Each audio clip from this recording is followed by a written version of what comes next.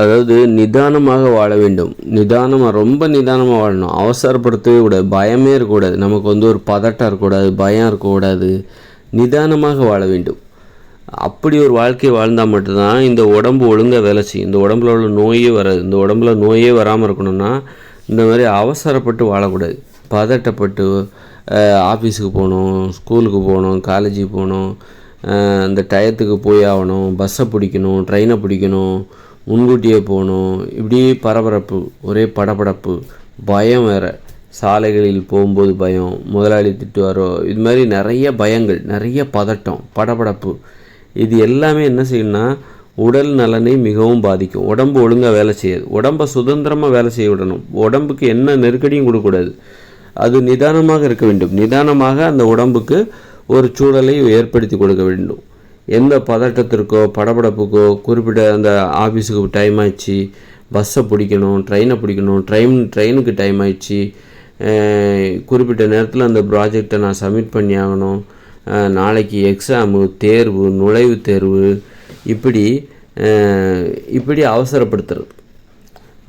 இந்த மாதிரி அவசரப்படுத்துறது, பதட்டப்பட வைக்கிறது இந்த உடம்பை. அப்போ அந்த உடம்பு ஒழுங்காகவே வேலை செய்யாது. அது உணவு செரிமானம் இதெல்லாம் ஒழுங்காகவே நடக்காது. உணவு செரிமானத்துக்கு மிக மிக முக்கிய தேவை ஒரு நிதானமான ஒரு வாழ்க்கை, ஒரு மகிழ்ச்சியான ஒரு வாழ்க்கை. நிதானமாக வாழ வேண்டும். அதே நேரத்தில் அந்த நிதானமான ஒரு வாழ்க்கையில் மகிழ்ச்சி இருக்க வேண்டும். இன்றைக்கி நம்ம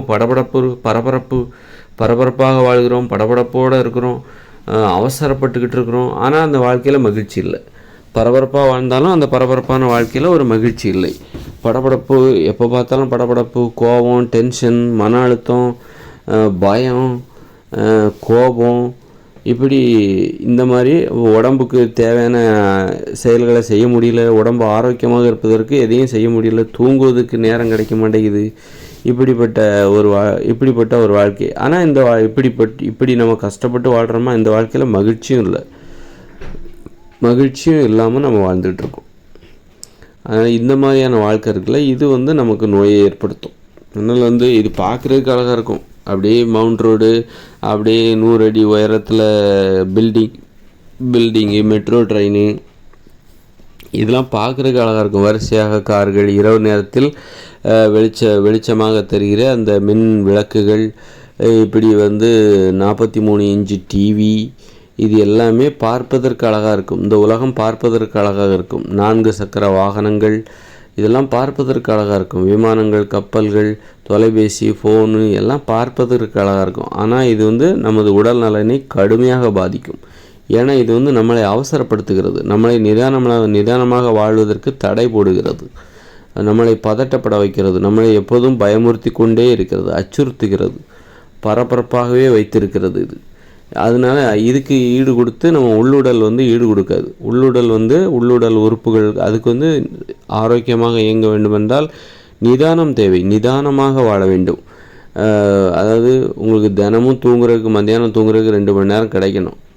அதுதான் நிதானமான வாழ்க்கை. குடும்பத்தோடு நேரம் செலவிட வேண்டும், விளையாட வேண்டும், நீச்சல் அடித்து குளிக்க வேண்டும், 3 மணி நேரம்தான் தொழில் செய்ய வேண்டும்.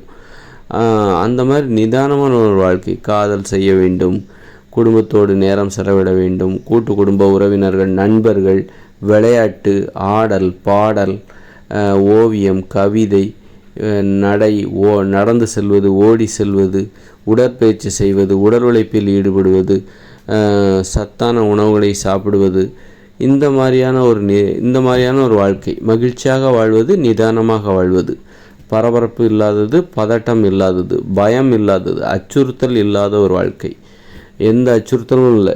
9 மணிக்கு ஆஃபீஸு பிடிக்கணும், தேர்வு எழுதணும், எந்த பயமுறுத்தலும் ஆசிரியர் எதுவுமே இல்லை. பள்ளிக்கூடம் இல்லாத ஒரு உலகம், கல்லூரி இல்லாத ஒரு உலகம். அதுதான் இந்த உடம்பு தொழிற்சாலைகள் இல்லாத ஒரு உலகம்.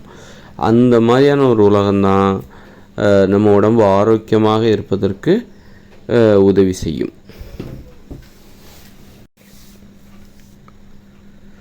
நமது உடலில் நோய்களும் வராது.